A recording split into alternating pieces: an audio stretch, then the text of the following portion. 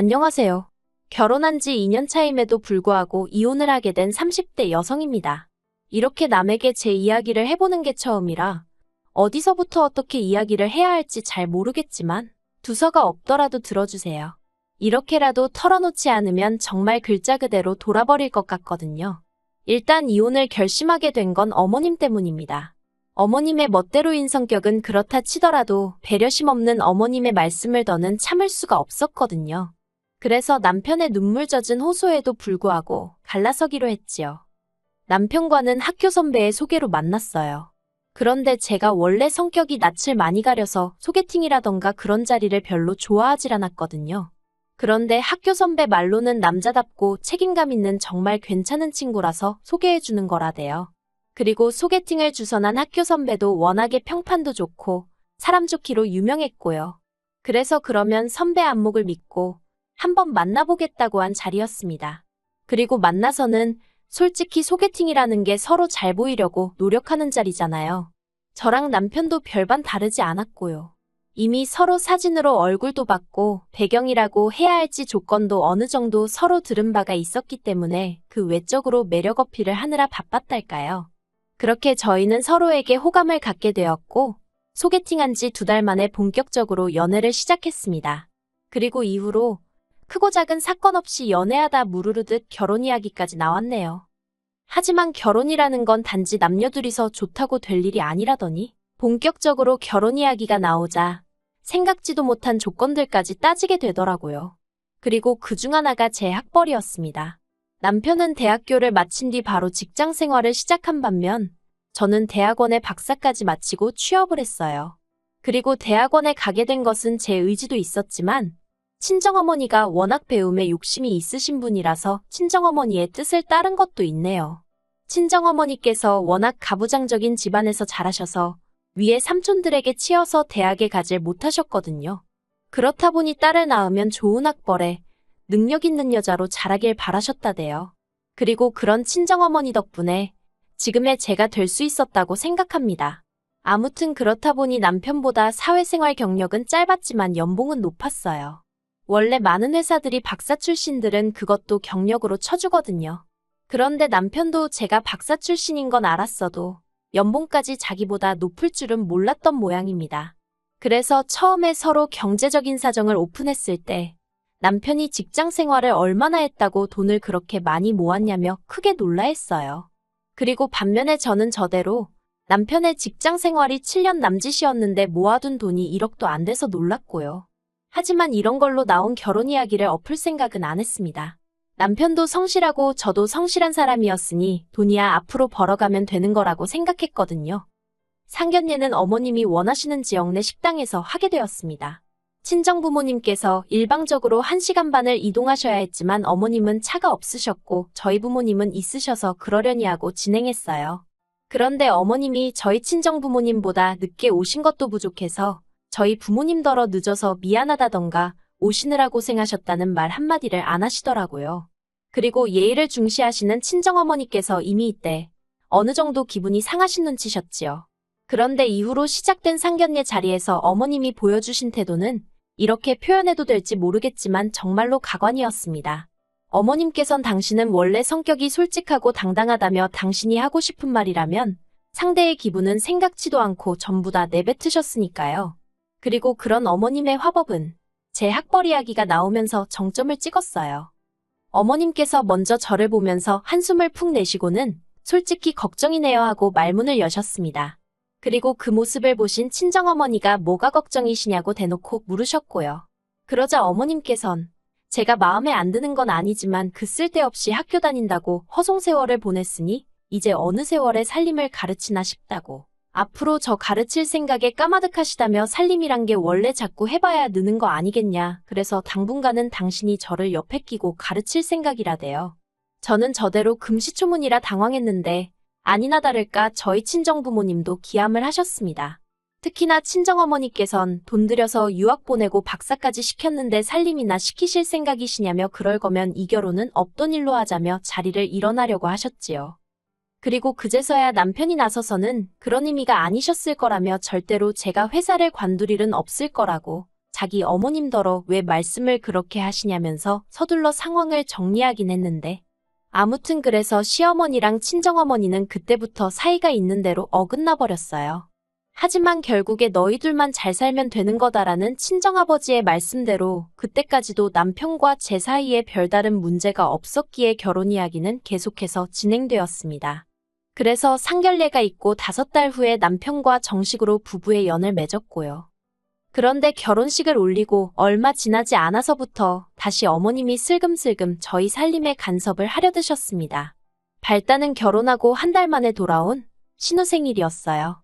어머님께서 신우 생일이니까 다 같이 밥이나 먹자 하며 시댁으로 오라셨고 그래서 신우가 평소 좋아한다는 생크림 케이크에 작은 선물 하나 준비해서 시댁을 찾았지요. 그런데 막상 도착한 시댁에는 먹을 거라곤 하나도 준비되어 있지 않았고 어머님께서 저더러 같이 상을 차리자 하시는 거예요. 그래서 제가 일단 기본적인 건 돕기는 했는데 정작 신우는 방에서 뭘 하는지 나와보지도 않고 어머님께선 제가 하는 재료 손질이며 칼질이며 당신 성에 차질 않았는지 싫은 소리를 계속해서 늘어놓으셨습니다. 그리고 이후로도 이런 비슷한 일이 2~3번 더 반복되면서 저도 너무 짜증이 나더라고요. 오라니 안 갈 수도 없고 그래서 가보면 매번 저에게 이것저것 가르치려 하시는 게. 그런데 솔직히 말해서 저도 대학을 다니면서부턴 자취도 오래 했고 유학도 2년이나 했으니 기본적인 건 할 줄 알았거든요. 다만 저 하나만 챙기며 살면 되었기에 어머님 기대치에 미치지 못했을 뿐이지요. 그리고 까놓고 말해서 제가 전업주부도 아니고 남편보다 돈도 잘 버는 상황에서 왜 살림까지 도맡아야 하는지 도저히 납득할 수가 없었습니다. 특히 음식에 있어서는 둘 다 아침도 안 먹지. 점심은 회사에서 해결하지. 그러니 저녁 정도만 밑반찬에 메인 몇 가지 사다가 먹으면 충분한 상황이었거든요. 그런데 어머님은 자꾸 사다 먹으면 몸이 축난다며 그래도 해 먹어야 한다고 그러니 제가 배워야 한다고 고집을 피우셨고 그래서 틈만 나면 저를 시댁으로 불러들여 이것저것 가르치려 드셨지요. 하지만 남편과 마찬가지로 평일 내내 일하다 주말에 비로소 숨 좀 돌리는데 왜 매번 저한테만 자꾸 뭘 배워라 하시니 그것도 환장하겠더라고요. 그래서 결국 어머님께 앞으로도 계속 음식을 가르치시려고 부르실 거면 차라리 남편을 부르시라 했네요. 그 사람이 저보다 부엌 일도 잘하고 먹는 것도 좋아하니까 그 사람이 배우는 편이 훨씬 효율적일 거라고요. 그러자 어머님 얼굴이 울그락불그락. 그리고 물론 남편이 불려지는 일은 없었습니다. 하지만 겨우 어머님이 저한테 음식을 가르치려 드셨다고 제가 남편하고 이혼까지 생각한 것은 아니에요. 결정적으로 제 마음이 식어버리게 만든 건 올해 초 있었던 일 때문이에요. 올 봄 임신 사실을 확인하고 얼마 지나지 않아 계류유산으로 아이를 잃었습니다. 건너 이런 이야기를 들을 때면 그게 왜 애엄마 잘못이냐 생각했지만 막상 제 일이 되니 누가 뭐라건 간에 그저 제 잘못처럼 느껴지더라고요. 내가 도대체 무슨 실수를 해서 아이가 떠났을까 하는 자괴감도 상당했지요. 그렇다 보니 하루가 다르게 제 상태가 안 좋아졌어요. 솔직히 당시에 저는 잘 몰랐지만 주변 사람들이 보기에는 당장이라도 쓰러질 것 마냥 딱했다대요. 아무튼 그래서 결국 회사에 휴직을 내고 친정에서 요양을 하게 되었어요. 남편하고 상의 끝에 결정된 일이었고요. 그런데 이 사실을 알게 되신 어머님께서 영 마뜩찮아 하셨습니다. 대놓고 말씀은 안 하셨지만 무슨 대단한 일을 했다고 남편 두고 친정까지 가고 그러냐와 다름없는 이야기를 몇 번이나 하셨으니까요. 그리고 그땐 저도 애가 유산된 것도 그렇고 회사를 쉬게 된 것도 그렇고 전부 다 제 잘못 같아서 그런 어머님께 말 한마디 서운하다, 속상하다 소리를 못했어요. 그저 죄인마냥 그런 말도 안 되는 억지를 듣고만 있을 뿐이었지요. 그래도 어쨌든 친정에 간다 생각하니 힘은 좀 나대요. 그런데 친정에서 돌아오고 저는 경악을 금치 못했습니다. 혼자 있는 아들이 안쓰러워 그러셨던 건지 뭔지는 모르겠지만 어머님이 와 계셨거든요. 남편에게 이게 무슨 일이냐 하니까 자기는 오시지 않아도 된다고 몇 번이나 말씀드렸답니다. 하지만 막무가내로 진보딸이 싸들고 온 양반을 자기가 무슨 수로 쫓아내냐면서 그래도 이제 제가 왔으니 어머님이 알아서 가실 거라고 며칠만 참아달라는 거예요. 그리고 저는 그때도 여전히 이 모든 상황의 근본적인 원인은 제가 아이를 잃어서라고 생각했기 때문에 상황을 이 지경으로 만든 남편이 야속했지만 일단은 알겠다고 할 수밖에 없더라고요.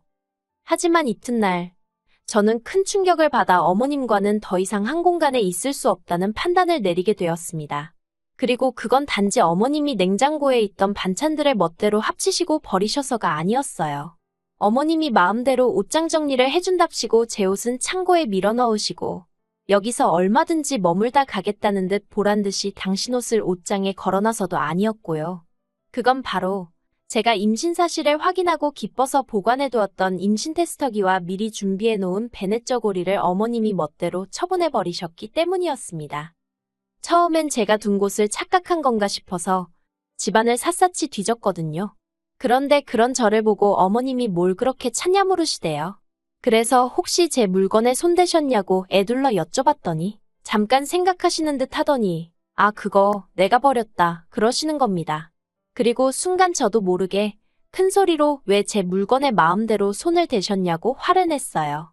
그럴 수밖에 없었던 게 솔직히 아이도 떠났고 친정에서 마음을 달래고 왔긴 했지만 여전히 저는 그 아픔에서 벗어나지 못한 상황이었으니까요. 그리고 저는 다른 무엇보다도 그 두 가지는 오래오래 간직하려고 했고요. 그런데 어머님께선 단지 제가 큰 소리를 냈다는 그 사실 하나만 물고 늘어지시면서 어디 감히 시애미한테 목에 핏대를 세우느냐고 같이 소리를 지르시기 시작하셨습니다. 그리고 안 되겠다 싶어서 저는 친정부모님께 전화를 드렸어요. 제발 나 좀 다시 친정으로 데려가 달라고요. 그러자 어머님은 어머님대로 제 남편이 당신 아들이니 당신 편이라고 생각하셨는지 거기다 전화를 걸어서는 빨리 오라고 네 마누라가 나 잡는다고 나오지도 않는 곡소리를 내시는 게 아니겠어요. 아무튼 정신이 하나도 없었을 만큼 난리도 그런 난리가 없었습니다.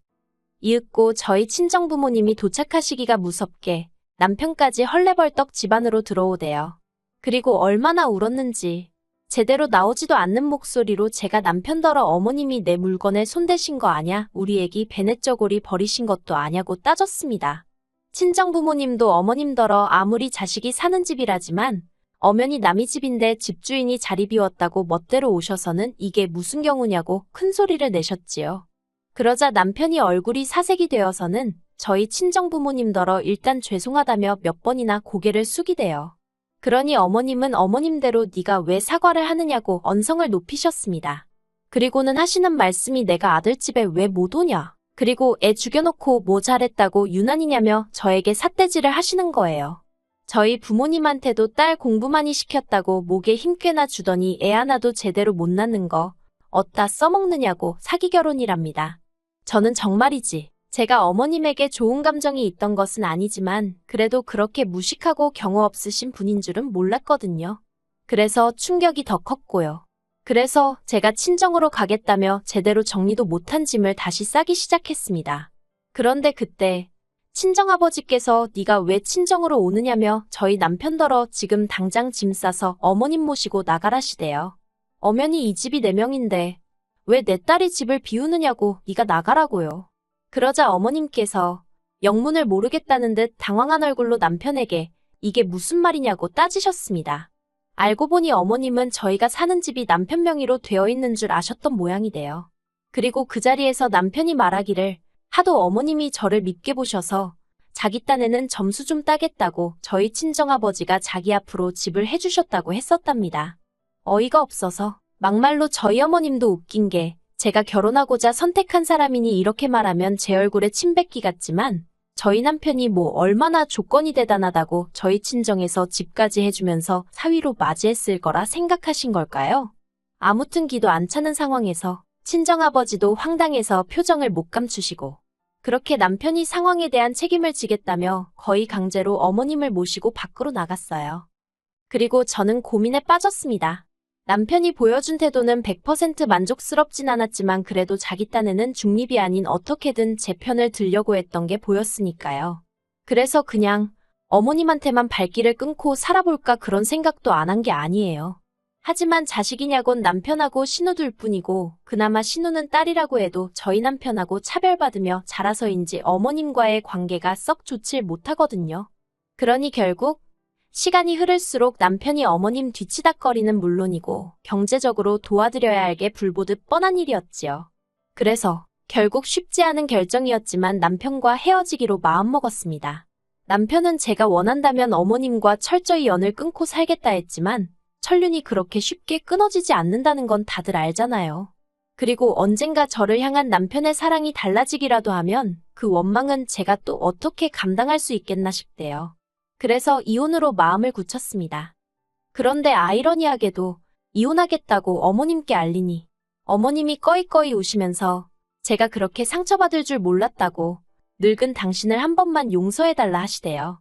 정말이지 처음 만났을 때부터 마지막 헤어지는 자리까지 한순간도 제 마음을 편하게 해주시지 않는다는 생각에 그 모습도 보고 있기가 버겁더군요. 그래서 그런 어머님에게 전에 없이 냉랭하게 죄송하다 인사드렸습니다. 그리고 남편도 결국엔 이혼해주겠다고 하대요. 자기가 해줄 수 있는 게 이혼밖에 없는 것 같다며 미안하다면서요. 그리고 마지막으로 어머님, 당신 손으로 아들 가정을 파탄내셨다는 정도는 이제 잘 아시겠지요? 부디 오래오래 그 사실을 기억하시고 괴로워하시며 사시길 바라겠습니다.